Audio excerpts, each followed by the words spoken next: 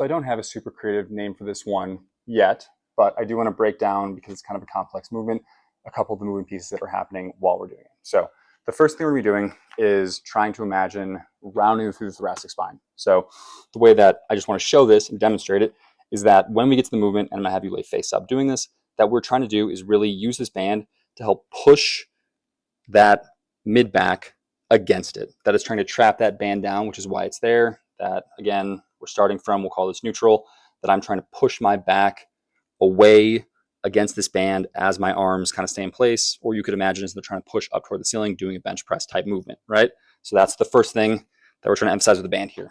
Then, while maintaining that, what we're going to do, and this may not be the most graceful way to set this up, this is then going to go double looped around the wrists while maintaining this. So what we're trying to do here, with this band at least, is think elbows tucked in, wrists out, very similar to the SA foam roll that we've done previously, or I think maybe there was a banded pull apart in there, but either way, elbows tucked in, wrist out more than the elbows. We're trying to maintain that as much as we can. All those same cues that we have, we're gonna set up now effectively like a bench press, right? So back is against here.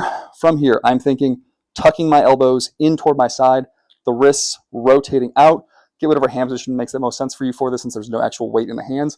Then with the hands, obviously, that are holding the band that is secured in my mid back, I'm thinking about pushing my back, trapping that band by like rounding out. So I feel a little bit of activation in my core, kind of helping like almost bring me down into a bit of a crunch as I'm pushing my back against that. Then again, elbows tucked in, wrists out.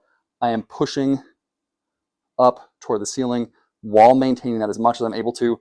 Really trying to focus on the way down too. Elbows tucked in, wrists out. Again, still rounding out through the thoracic spine, holding for about 1 or 2 seconds at the top of the range.